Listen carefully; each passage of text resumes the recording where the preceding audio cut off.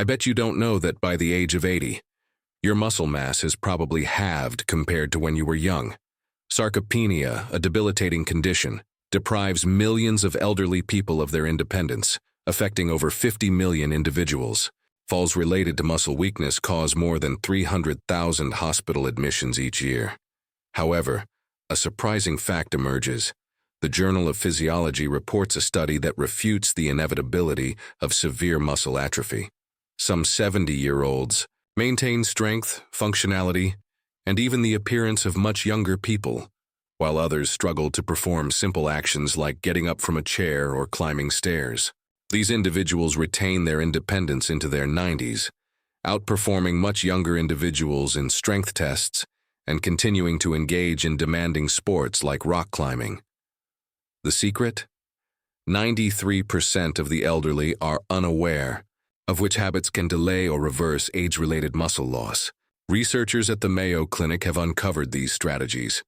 But according to Harvard Medical School, many doctors do not inform their patients about the crucial habit for regaining muscle mass, even after the age of 70 or 80. What science indicates as essential for preserving strength often contrasts with common recommendations. Keep reading. The first habit might be something you're doing wrong every day, accelerating muscle atrophy and activating harmful genes. Correcting this behavior can determine whether you'll spend your golden years independently or depending on others. Before proceeding, give this video a like, subscribe to the channel, and write in the comments where you're watching from. Let's get to the point. The seventh habit is hormetic stress. The strongest 80-year-olds subject themselves to specific stressors, known as hormetic. Hormesis describes the phenomenon where substances toxic at high doses have beneficial effects at low doses. In short, what doesn't kill literally strengthens, especially for muscle mass. Studies from the Buck Institute for Research on Aging show that brief exposures to certain types of stress activate cellular defense mechanisms, improving function and muscle growth, even in those over 80. Super elderly people primarily use temperature variations as hormetic stress. Brief exposure to cold, for example, ending a shower with 30-60 seconds of cold water, or briefly immersing oneself in cold water, stimulates brown adipose tissue, increases mitochondrial biogenesis, and adiponectin, a hormone that protects muscles from degradation. Saunas and hot tubs act similarly, activating heat shock proteins that repair and protect muscle cells. A Finnish study demonstrated that 10 years of regular sauna use, 4 to 7 times a week, reduces muscle loss by 40% compared to non-users. Another hormetic factor is intermittent fasting, or consuming food within limited time windows. To improve muscle quality and stimulate autophagy, super elderly people restrict food intake to an 8 to 10 hour daily window. Without causing weight loss, this practice increases mitochondrial activity in muscles by up to 10% in just 12 weeks, according to the Salk Institute. Intense but brief muscle contractions represent another hormetic stress factor. Isometric exercises, such as pushing or pulling fixed objects with maximum effort for 5 to 10 seconds, are common among super elderly people. These contractions communicate with muscle cells to keep them strong and active without overloading the joints. Their effectiveness derives from their brevity and alternation with adequate recovery phases. When performed correctly, they activate longevity genes like sirtuins, which preserve muscle mass with age. Gradually introduce these habits, aiming for controlled and beneficial stress. The sixth habit concerns the timing of protein intake. Although quantity is important for the elderly, some studies suggest that the timing of consumption is even more critical. The decline in protein utilization related to aging, termed anabolic resistance, can be countered by distributing protein intake throughout the day, rather than concentrating it in a single meal, as indicated in the Journal of Nutrition. A window of opportunity for protein synthesis opens in the muscles about 3 to 4 hours after each meal. Many elderly people mistakenly concentrate protein at dinner, neglecting adequate intake during the day, which is crucial for developing muscle mass. The best strategy is to distribute 25–30 grams of high-quality protein at each meal. In the morning, prefer eggs, Greek yogurt, or protein shakes instead of cereals or toast. At lunch and dinner, include lean meats, fish, dairy products, or plant-based sources like lentils and beans. This scheduling, compared to concentrated consumption in a few meals, can improve muscle protein synthesis by up to 25%.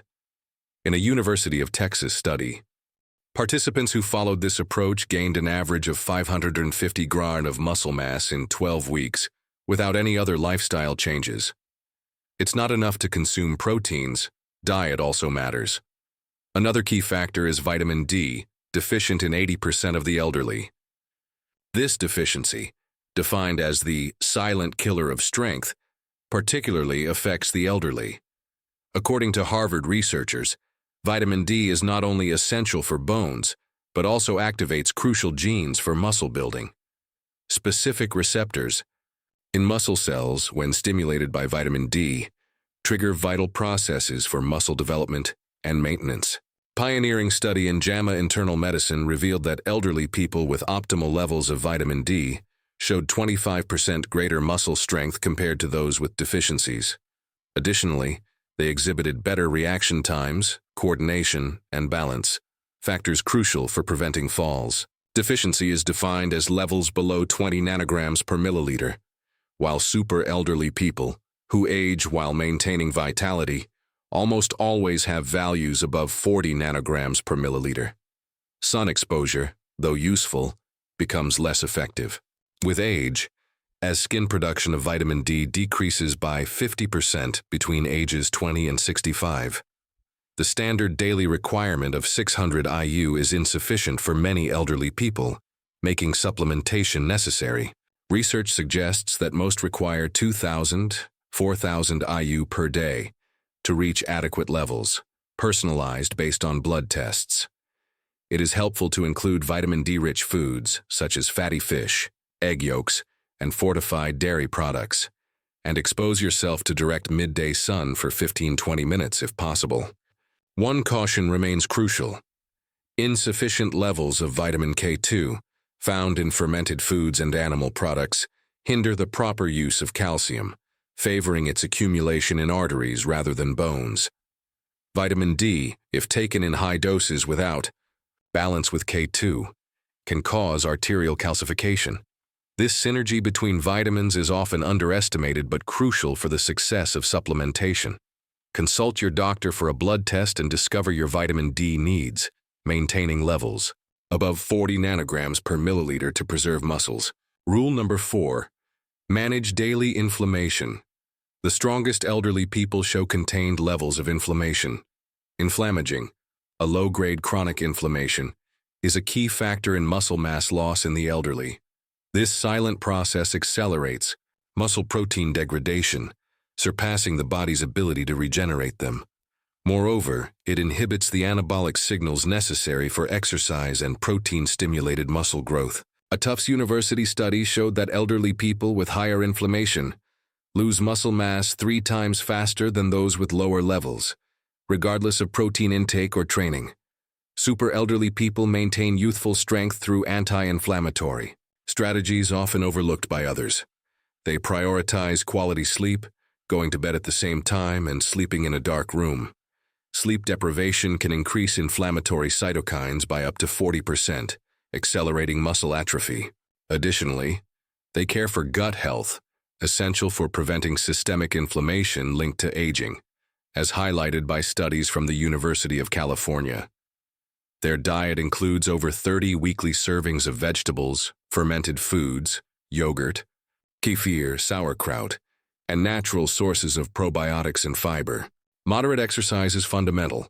They move regularly, alternating daily activities with brief intense sessions once or twice a week, avoiding excessive efforts that could increase inflammation. Finally, they incorporate anti-inflammatory substances like omega-3, 2–3 grams per day, curcumin, green tea, berries, and extra virgin olive oil. According to researchers, age-related changes in gut flora can increase inflammatory markers by up to 29% in just 12 weeks. A blood test for high-sensitivity C-reactive protein, HSCRP, allows monitoring of inflammation. While common elderly people show levels 3 to 5 times higher, super elderly individuals maintain them below 1.0 milligrams per liter. Principle 3. Take a specific vitamin every day. Unlike classic macronutrient recommendations, proteins, carbohydrates, fats, strong super elderly people pay attention to micronutrients essential for protein synthesis and muscle function. These nutrients are fundamental for optimizing the use of proteins and the benefits of physical exercise. Without them, neither large amounts of proteins nor physical activity can prevent muscle loss. Magnesium, defined by the University of Vermont as the forgotten electrolyte for muscle health, is a priority. This mineral is involved in over 300 muscular enzymatic reactions, and more than 70% of the elderly are deficient. A 2021 study in the American Journal of Clinical Nutrition revealed that elderly people with adequate magnesium levels had grips 30% stronger and significantly better physical performance compared to those with mild deficiencies. In addition to highly bioavailable supplements like glycinate or threonate, super elderly people consume magnesium-rich foods, such as leafy green vegetables, nuts, seeds, and dark chocolate. Next comes creatine, not just for beginners in bodybuilding. Creatine supplementation compared to strength training alone improved muscle mass, strength, and cognitive functions in the elderly. McMaster University 2015. A daily dose of 3 to 5 grams increases muscle energy and cellular hydration, promoting an anabolic environment. Methylated B12 follows, often overlooked. With age, reduced gastric acid production, and the use of medications like proton pump inhibitors or metformin impair the absorption of this vitamin. A deficit negatively affects neuronal functions and muscle energy production. Super elderly people prefer to supplement with methylcobalamin, the active form of B12, rather than synthetic cobalamin found in multivitamins. Mineral cofactors like zinc, selenium, and chromium are essential for protein synthesis and insulin sensitivity, crucial for nutrient transport to muscles. Adequate levels are associated with 22% better muscle mass maintenance over 5 years, according to a Tufts University study. Micronutrient testing allows super elderly people to identify specific deficiencies, integrating them in a targeted manner rather than relying on generic multivitamins. Adapting supplements to individual biochemical needs optimizes results and reduces unnecessary costs. Preserving neuromuscular connections is the second habit. Many elderly people overlook a crucial fact. When muscles atrophy, not only are the fibers affected, but especially the connection between muscles and the nervous system. Neuromuscular junctions, similar to electrical outlets for muscles, degenerate more rapidly after age 60. Without them, proteins and exercise cannot stimulate communication between the brain and muscles. According to the University of Michigan, particularly strong elderly individuals have significantly better neuromuscular connections than average. Even more interesting, some behaviors can preserve or repair these vital links. Activities like Tai Chi, dance, tennis, or ping pong improve brain pathways to muscles, requiring the nervous system to activate muscle fibers in specific patterns. A 2020 study demonstrated that, compared to conventional workouts, practicing coordination activities twice a week preserves neuromuscular connections up to 31% more. The second method concerns substances that promote neuromuscular health. Studies suggest that alpha-lipoic acid and acetyl L-carnitine counteract oxidative damage to neuromuscular junctions.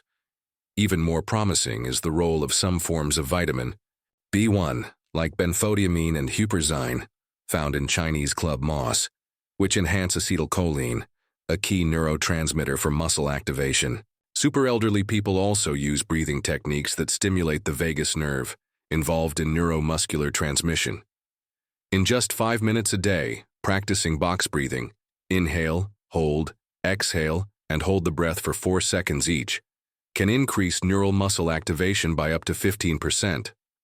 An intriguing aspect is the link between mental activity and neuromuscular connections.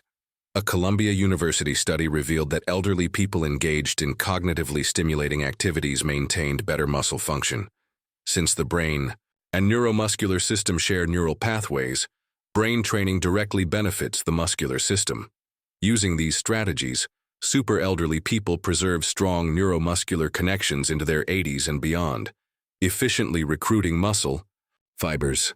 The first crucial habit that distinguishes exceptionally strong 80-year-olds, defined by Tufts University experts as the most powerful anti-aging drug, is progressive resistance training. Unlike most elderly people, super elderly individuals combat muscle atrophy with targeted programs. Muscles follow the use it or lose it principle, but with a clarification. They must be challenged gradually. Maintaining constant modest weights, walking, or practicing aqua gym is not enough to preserve muscle mass after age 60.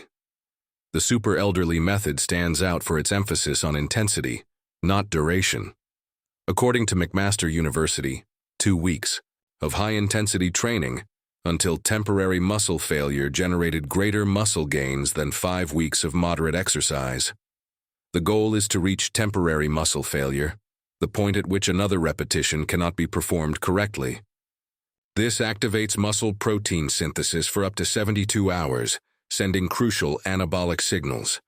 Secondly, super elderly people prioritize compound movements, involving multiple muscle groups simultaneously.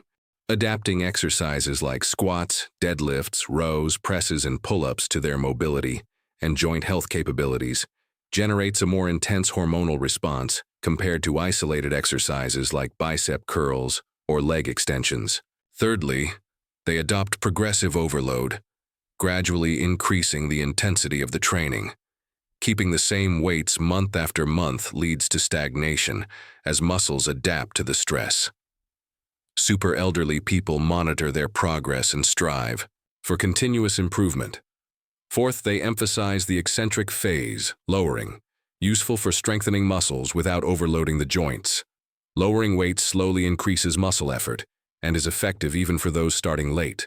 A University of Alabama study showed that a 12-week progressive training program increased strength by 35% and added an average of 1.5 kilos of muscle mass in elderly individuals, with additional benefits in cognitive functions, bone density, and glycemic control. The most common mistake retirees make? Many mistakenly believe that resistance training is too risky or unsuitable for their age. The real risk is that resistance training is fundamental for preventing muscle mass loss, reducing frailty, falls, and autonomy issues. If you apply one action from this video, choose progressive resistance training. Before starting, consult a personal trainer to perform the exercises correctly. Gradually increase the intensity until you find the level suitable for your fitness. Even 2 30-minute sessions per week can significantly influence aging. Here are the 7 scientifically supported practices explaining the muscle strength maintained by some 80-year-olds. Choose an easy habit to implement today and progress toward the others. Investing in your strength and independence will bring long-term benefits. It's time to share your opinion. Are you already following any of these habits? Which one surprised you the most? Do you know an elderly person with extraordinary strength for their age? Leave a comment and tell us your thoughts. Thank you for your time and contribution.